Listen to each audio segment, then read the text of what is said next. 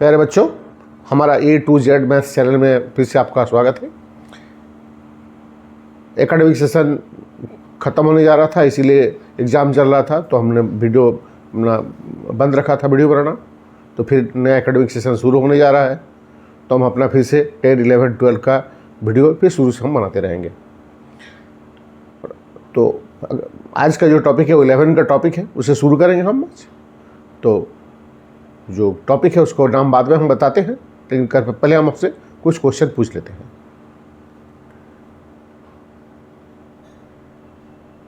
पहला क्वेश्चन,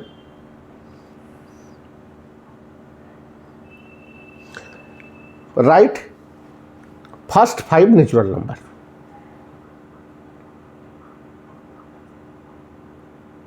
ठीक है ना? First 5 natural number. आंसर बाद में लिखते हैं।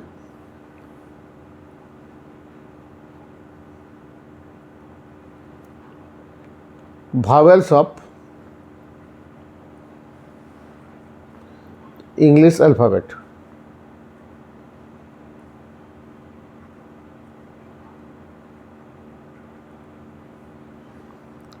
Third number, 2 good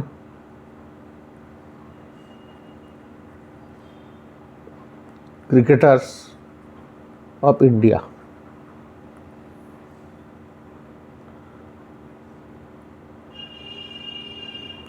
fourth,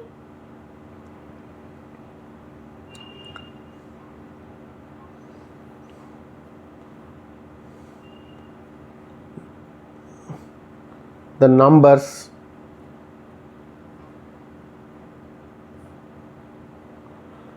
whose square is 4, and 5 number 3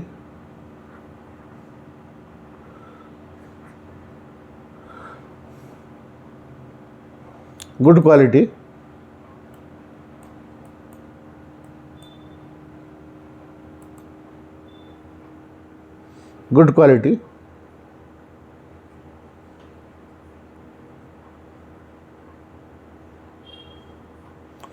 LED और colour television. These are the 5 question जो कि हमने लिखा है। अगर इसमें आंसर पर जाते हैं, जो पहला का आंसर होगा वो 1, 2, 3 और 4 होगा। किसी को कोई डाउट है इसमें? नहीं। चलिए, vowels ऑफ इंग्लिश अल्फाबेट।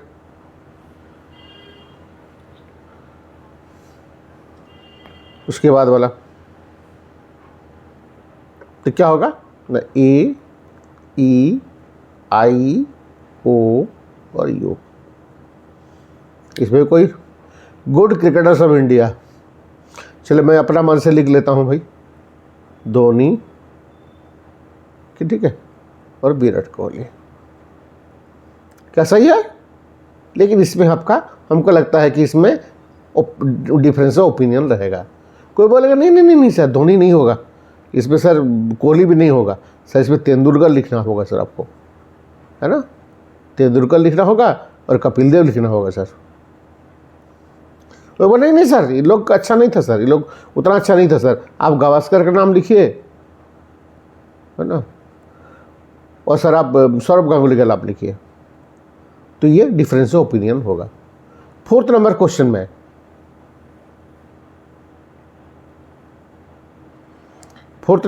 में, अगर आंसर लिखना चाहते हैं तो इसमें क्या क्या आएगा?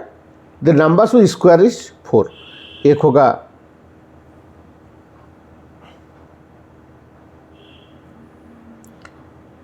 -2 और एक होगा 2, क्योंकि -2 का स्क्वायर भी 4 होता है और 2 का स्क्वायर भी 4 होता है। इसमें भी कोई गड़बड़ नहीं है ना। 3 गुड क्वालिटी LED, कोई लिखेगा सोनी, ठीक है, कोई लिखेगा LG कोई लिखेगा सैमसंग, ठीक है। इसमें फिर डिफरेंस ऑफ ओपिनियन होगा। देखिए वो बोला नहीं नहीं सर सोनी अच्छा नहीं है सर, हमने घर ही टीवी खरीदा था 6 महीने में ख़राब हो गया। कोई दूसरा तीसरा नाम कोई अलग अलग नाम बताएगा, कोई पहले लिख देगा LG लिख देगा, मान लीजिए कोई है ही नहीं, मान लीजिए वो, तो फिर अलग अलग नाम लिखते रहेगा, ठीक है। तो ये जो हमने ये जो क्वेश्चन लिखा और उसका जो आंसर आया, देखिए तो उसमें क्या मिलता है आपको, क्या हम वॉच कर रहे हैं।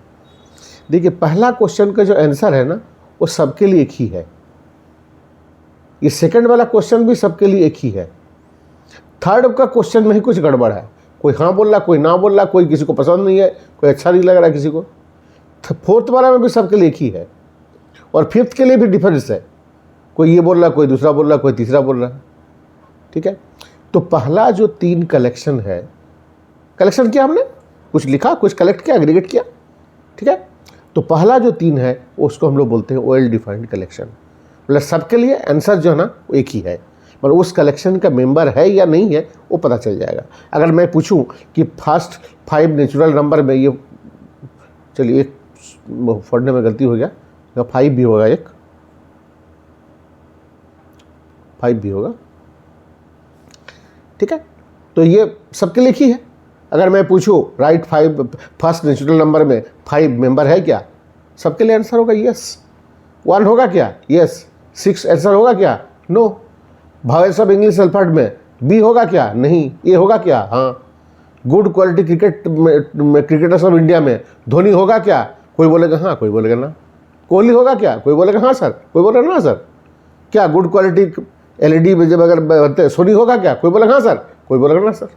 तो इसमें स्पष्टता है, एम्बिग्यूटी है ना। आंसर यस नो में आ रहा। देखिए कि कोई नंबर ऐसे बताओ जिसका स्क्वायर है 4 -2, हाँ sir yes it is all right. 2 yes, 3 no sir. तो ये जो कलेक्शन है, collection number 1, collection number 2, collection number 4, इसको हम लोग बोलते हैं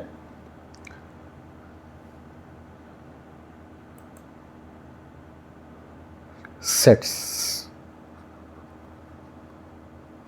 सेट, ठीक है। क्या है ना ये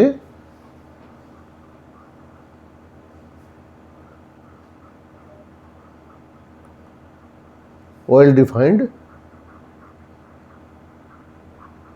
कलेक्शन ऑफ ऑब्जेक्ट्स, ठीक है। ऑब्जेक्ट्स में कोई सिंबल भी हो सकता है, कुछ भी हो सकता है। वेल डिफाइंड कलेक्शन, देखिए कुछ हमने कलेक्ट किया है ना, कुछ कलेक्ट किया, अब कोई रूल के हिसाब से हमने कुछ कलेक्ट किया, लेकिन वो वेल डिफाइंड होगा कि नहीं होगा। वेल डिफाइंड कब होगा, जब सबके लिए आंसर आइदर यस होगा आइदर नो होगा, दोनों हो नहीं होगा, यस नो उस पर नहीं होगा, आइदर यस होगा या तो फिर नो होगा। तो उस कलेक्शन को हम लोग बोलेंगे वेल डिफाइंड कलेक्शन, और उसी का नाम दिया गया है सेट। तो आज जो हमारा पहला जो टॉपिक है वो सेट थ्योरी से रिलेटेड है। तो पहले ये डिस्कस किया गया सेट क्या है। अगर अब देखिए कौन सा सेट है कौन सा नहीं है, कहीं अस्पष्टता होगा तो सेट नहीं होगा। जैसे मान लीजिए स्कूल में अच्छे पढ़ाने वाले द बेस्ट टीचर, 2 टीचर का नाम बताए जो बहुत सबसे अच्छा पढ़ाते हैं। तो किसी के लिए हो सकता है ये अच्छे हों ए टीचर, किसी दूसरे के लिए हो सकता है ये बी, है ना, ये अच्छा नहीं हो, तो इसलिए ये सेट नहीं होगा। अगर हम पूछते हैं कि क्लास के स्टूडेंट्स जितने हैं उसमें से सबसे जो टॉल स्टूडेंट है ना, जिसका हाइट ज़्यादा है उसका सेट, वो भी नहीं हो सकता है। मान लीजिए 3 है, ये एक का हाइट इतना है, ये पहला है और ये तीसरा है। अब इसके बारे में बताइए तो ये उस सेट में होगा या नहीं होगा, लंबा स्टूडेंट का सेट में।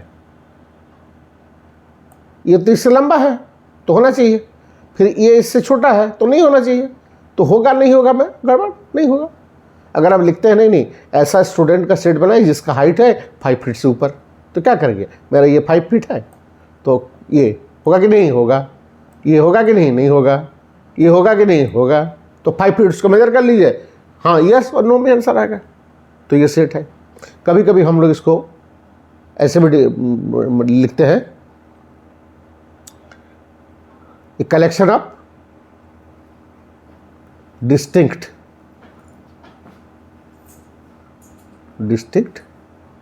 एंड डिस्टिंग्विशेबल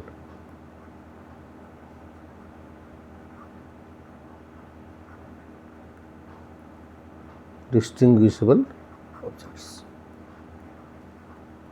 इसी में छिपा हुआ है नाम वर्ल्ड डिफाइंड का। डिस्टिंग्विशेबल मतलब सेपरेट कर सकते हैं, वही हाँ जवाब आएगा, डिस्टिंग्विशेबल होगा। और देखिए क्या है, एक डिस्टिंक्ट है मतलब डिफरेंट है, ठीक है। और जो कलेक्शन के जो कलेक्ट करके हम लाएंगे, जो मेंबर होगा, उसको हम लोग बोलते हैं क्या, एलिमेंट्स ऑफ द सेट। मतलब उस कलेक्शन के दौर पे हमने ये ऑब्जेक्ट को कलेक्ट किया। जैसे पहला क्वेश्चन में 1 2 3 4 को 5 को कलेक्ट किया, सेकंड बारे में ए ई आई ओ यू को कलेक्ट किया, तो ये क्या है ना, elements of the set.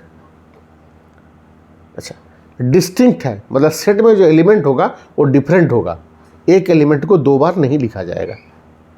Clear? तो आप तो बता ही सकते हैं कौन सा सेट होगा और कौन सा सेट नहीं होगा। एनसीईआरटी बुक बना लेंगे, आप देख लेंगे कौन सा सेट है और कौन सा सेट नहीं है, ये बहुत ही आसान है। उसके बाद आता है क्या,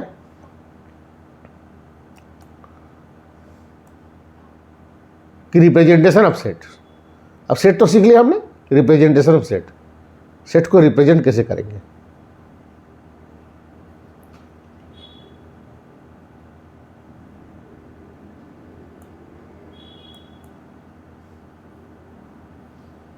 ठीक है, रिप्रेजेंटेशन ऑफ सेट्स।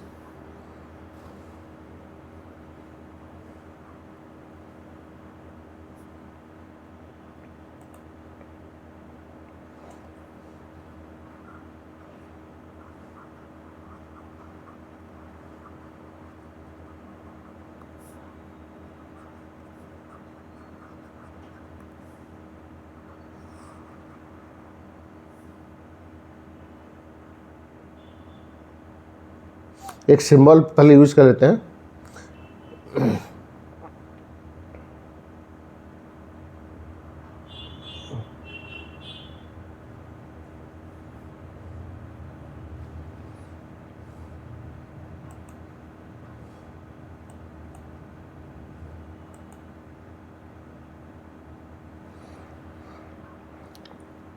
पहला तो है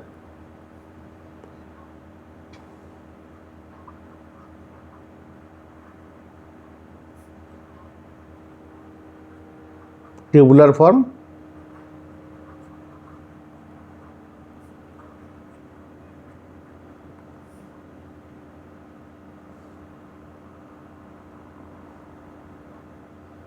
और रोस्टर फॉर्म।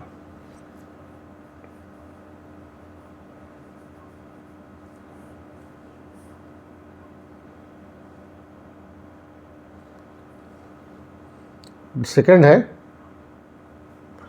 वो सेट बिल्डर फॉर्म,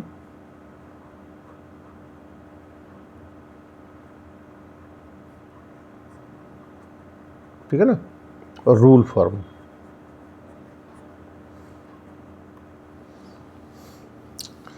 तो पहले आते हैं रोस्टर फॉर्म पे। इसमें क्या होता है ना, A set B capital letter use करते हैं, लिखने के लिए इक्वल साइन देते हैं, एक ब्रैकेट देते हैं, फिर जो एलिमेंट है, जो मेंबर्स है, जो कलेक्ट किया गया उसको लिख लेते हैं कॉमा देके। मतलब पहला वाला था क्या, 1 2 3 4 5, ये हो गया। जैसे आपका बी सेट था, ए ई आई ओ यू ना, मतलब ये सी सेट है।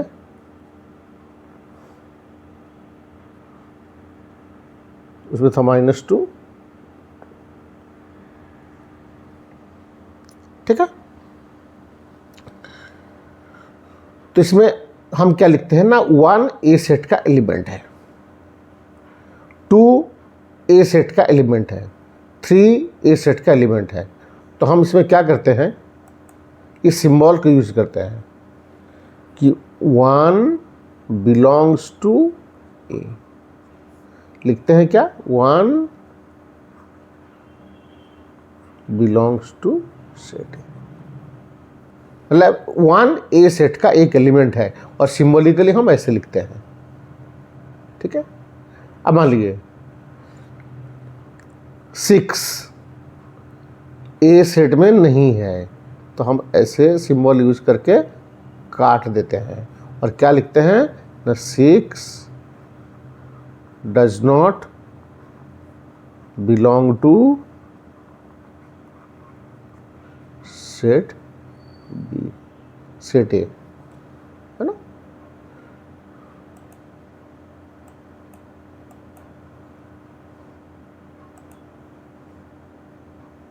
सेट ए मतलब 6 ए सेट का एलिमेंट नहीं है। ये दो सिंबल हम लोग यूज करेंगे। ठीक है, एलिमेंट कहते हैं, ये बिलोंग्स टू और डज नॉट बिलोंग टू। और एक सिंबल हम यूज करेंगे सच दैट, ये सिंबल है सच दैट, ये सिंबल को हम यूज करेंगे। ठीक है, अब आइए फिर पीछे चलते हैं थोड़ा सा। 1 टेबुलर फॉर्म और रोस्टर फॉर्म। इसमें क्या करते हैं, जितना एलिमेंट है सबको कॉमा देके लिखते हैं, कॉमा देके लिखते हैं। और सेट बिल्डर फॉर्म में क्या है ना, कि जिस रूल के हिसाब से उस एलिमेंट को लिया गया है उस रूल को लिखते हैं। जिस रूल के हिसाब से लिया गया है, कोई रूल के हिसाब से लिया गया हो सकता है कोई रूल के हिसाब से नहीं भी लिया गया हो, फिर भी हम देख लेते हैं। तो इसमें हम लिख रहे हैं क्या, ए सेट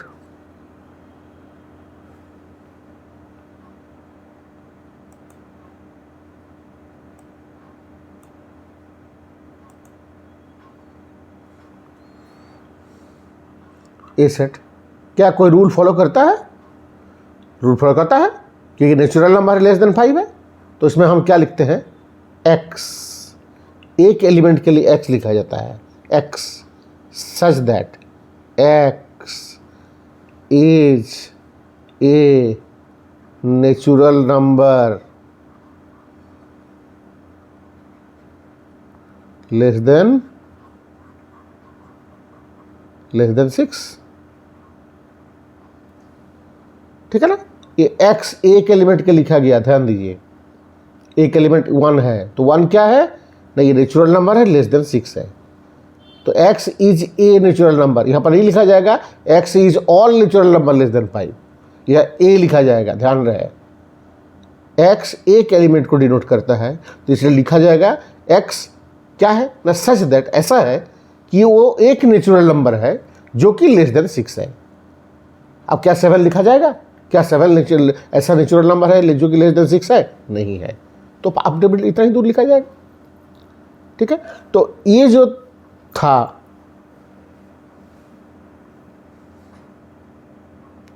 इसको इस फॉर्म में लिखा गया ना, बी सेट लिखा जा सकता है क्या, x such that x is a vowel of English alphabet। ठीक है, तो ये भी लिखा गया, इसको भी लिखा गया। क्या सी को लिखा जाएगा, क्या रूल से था, x such that x square is equal to 4 and x belongs to real number. यहाँ पर लिखा गया रियल नंबर, क्योंकि अगर x square is equal to 4 x belongs to natural number लिखते तो यह इसका आंसर 2 ही होता, इसलिए रियल नंबर लिखा गया। क्लियर, मतलब इसको तोड़ देने से ये आएगा। मैं एक सेट लिख रहा हूं,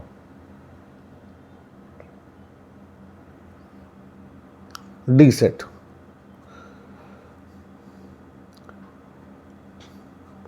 हैश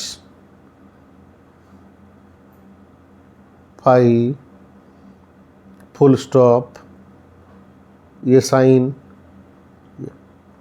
अब बोलिए ये सेट है कि नहीं? पहले बताइए कि वेल डिफाइंड कलेक्शन है कि नहीं। अगर मैं पूछता हूं क्या full stop sign D set का मेंबर है, तो सब कोई बोलेगा यस सर, कोई नो नहीं बोलेगा। क्या ये जो क्वेश्चन साइन है क्या ये डी सेट में है? Answer yes. क्या ये जो हैश साइन है डी सेट का एलिमेंट है? यस। तो इसलिए वेल डिफाइंड कलेक्शन है, ठीक है। लेकिन ये डी सेट को हम एक्स सच दैट एक्स में नहीं लिख सकते हैं, क्योंकि ये लोग कोई रूल फॉलो नहीं करता है। तो क्लियर? तो सीएट रिप्रेजेंटेशन का दो तरीका हुआ, एक तो टेबुलर फॉर्म हुआ या फिर रोस्टर फॉर्म जिसमें हर एलिमेंट को कॉमा देके लिखते हैं, और एक सेट बिल्डर फॉर्म जो रूल फॉर्म है, जिस रूल से कलेक्शन किया जाता है उस रूल को लिख दिया जाता है। तो हमको ये क्वेश्चन पूछा जाता है कि टेबुलर फॉर्म को सेट बिल्डर फॉर्म में चेंज कर लीजिए और कभी सेट बिल्डर फॉर्म को रूल फॉर्म में रोस्टर फॉर्म में लिख लीजिए। लेकिन कोई it is not necessary that every tabular form can be represented in the set builder form. ये कोई ज़रूरी नहीं है कि टेबुलर फॉर्म में जो सेट लिखा है वो सेट बिल्डर फॉर्म में लिखा जाएगा, क्योंकि ऐसा कोई रूल नहीं भी हो सकता है कि कोई रूल फॉलो नहीं करे। ये जो एग्जांपल दिखाया गया, ठीक है। तो ये था रिप्रेजेंटेशन। दिमाग में ये रहेगा कि एक एलिमेंट को एक बार लिखा जाता है। ऑर्डर मान लो सेट 1 2 3 और सेट 3 2 1 एक ही सेट है, आगे पीछे लिखा हुआ एलिमेंट को उससे कोई मतलब नहीं है। ऑर्डर इज इमटेरियल, कोई मतलब नहीं उससे, ठीक है। और एक एलिमेंट को एक बार सेट में लिखा जाता है। क्लियर?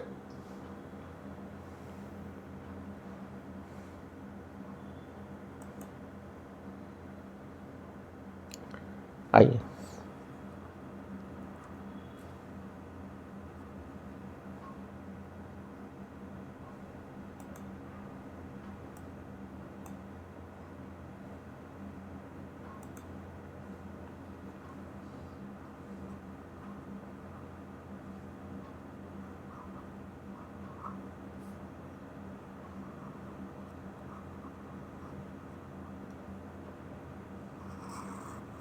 तो देखिए टाइप्स ऑफ सेट, सेट क्या क्या तरीके होता है, ठीक है। तो पहला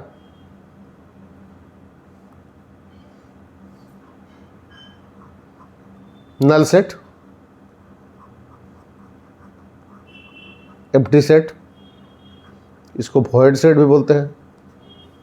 देखिए ए सेट हैविंग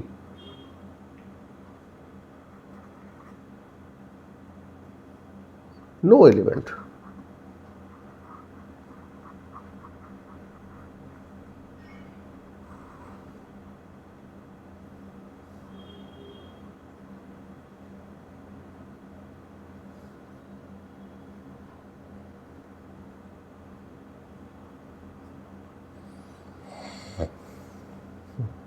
ये सेट हैविंग नो एलिमेंट। गड़बड़ वाला बात है। अब बोलेंगे set it is collection of well defined objects, और फिर बोलेंगे सेट में कोई एलिमेंट ही नहीं है। ये कैसे हो सकता है? ठीक है, चलते हैं जस्टिफाई करते हैं। मान लीजिए एक सेट लिखते हैं, set A is equal to x such that x plus 2 is equal to 0 and x belongs to natural number. Set of natural numbers को एन से डिनोट करते हैं। X such that x plus 2 is equal to 0 and x belongs to natural number. बोलिए क्या होना चाहिए set में? कुछ भी नहीं होगा, कोई एलिमेंट आपको नहीं मिलेगा। ऐसा कोई नेचुरल नंबर मिलेगा बताइए? ताकि x plus 2 is equal to 0 होगा, यहाँ डालना होगा कितना -2, तो -2 तो नेचुरल नंबर है ही नहीं, ठीक है। तो ये हो जाएगा ए इज इक्वल टू क्या हो जाएगा, खाली, कोई एलिमेंट आपको नहीं मिलेगा। देखिए एलिमेंट नहीं मिला तो इसको हम लोग बोलते हैं नल सेट।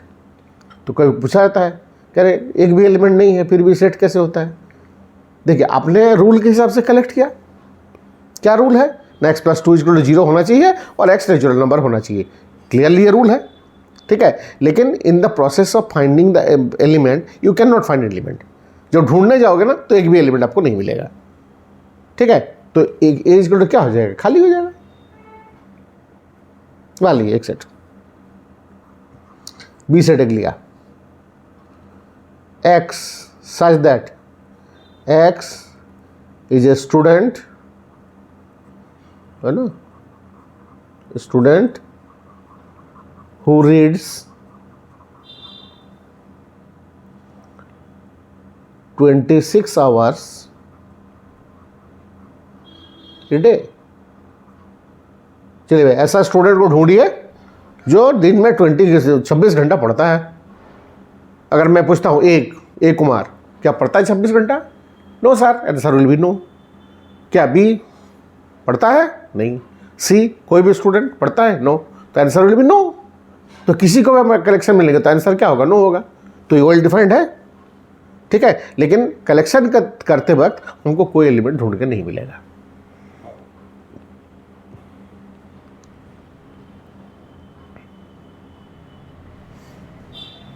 मान लीजिए कोई एक लोकेलिटी में, ठीक है, कोई एक लोकेलिटी में खाली जेंट्स ही हैं, वहाँ लेडीज़ नहीं है, ठीक है। अगर हम बोलते हैं collection of person ladies in that locality, तो लेडी को ढूंढने जाएगा तो क्या मिलेगा? आपको नॉट सेट मिलेगा, कुछ नहीं मिलेगा आपको, ठीक है।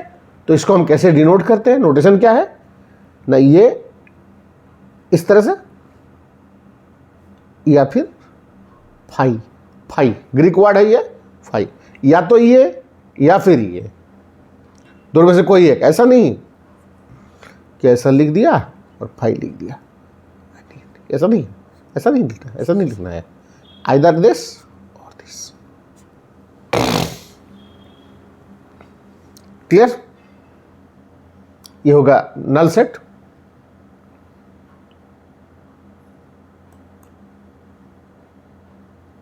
Number 2 singleton set.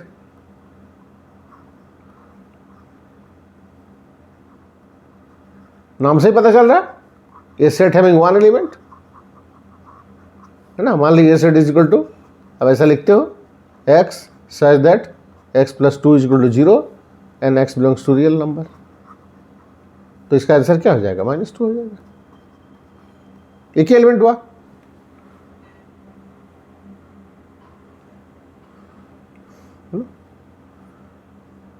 Number 3 pair set. क्या होगा? 2 एलिमेंट्स होगा, जो एग्जांपल दिखाया गया था। A set is equal to x such that X square is equal to 4, है ना, and x belongs to real number.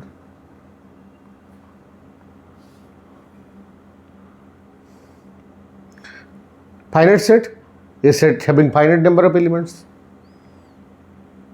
ठीक है, जिसका एलिमेंट को काउंट किया जा सकता है। इनफाइनाइट सेट, जिसका एलिमेंट को काउंट नहीं कर सकते हैं, पूरा जितना मर्जी। सेट ऑफ नेचुरल नंबर्स क्या है? अनकाउंटेबल है, खत्म नहीं होगा आपका, कभी खत्म नहीं होगा, ठीक है।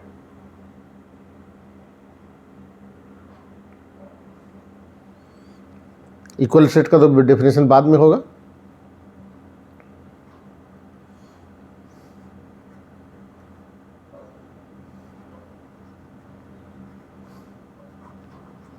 equivalent set, A and B are said to be equivalent if they have same number of element, same number of element, same number of element।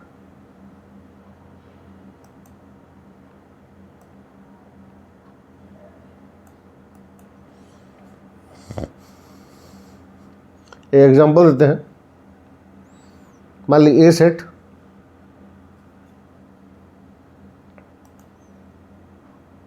Same number of element, A set is equal to होगा 1 A और A cross sign. B set हो जाएगा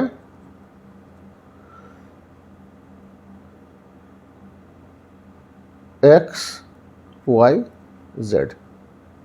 और N A मतलब number of element of set A is equal to 3। और N B number of element of set B is equal to 3। तो set A and set B are equivalent set. Equivalent set मतलब number of element of set है and number of element of set B are equal. Equal set कब होता? जब ये दोनों element भी same हो जाता तब इक्वल सेट बन जाता। ठीक है, तो मैं आपसे एक क्वेश्चन पूछता हूं और लास्ट करता हूं, बताइए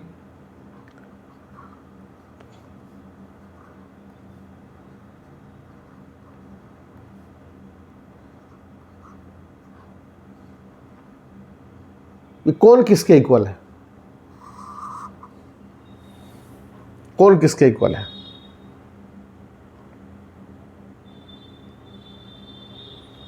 इसमें कोई किसी का इक्वल नहीं है। कहीं बोलते हैं सर 5 और 0 ये इक्वल है, नहीं है। देखिए ये क्या है, ये है एक सेट है ना, हैविंग नो एलिमेंट। ये एक सेट है, इसमें कोई एलिमेंट नहीं है। और 0 एक नंबर मान सकते हैं 0। ये एक सेट है जहां पर 0 एज एन एलिमेंट, 0 एज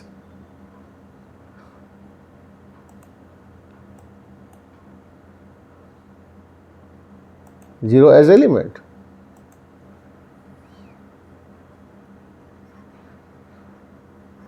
ठीक है, और ये क्या है, ये भी एक सेट है इसमें 5 as an element, 5 as element है ना, ये सेट है। तो ये सिंगलटन सेट है, ये भी सिंगलटन सेट है। इसमें 0 एक एलिमेंट, इसमें 5 एक एलिमेंट है, इसलिए दोनों इक्वल नहीं है। ये 0 एक नंबर है और 5 एक सेट है, इसमें कोई एलिमेंट नहीं है, इसलिए कोई किसी के साथ इक्वल नहीं है। अगले क्लास में हम डिस्कस करेंगे, बने रहिए हमारे साथ। 1-2-3 दिन में आएगा वीडियो, तो इसमें डिस्कस करेंगे सबसेट वगैरह, इसको लेकर डिस्कस करेंगे, आगे बढ़ेंगे।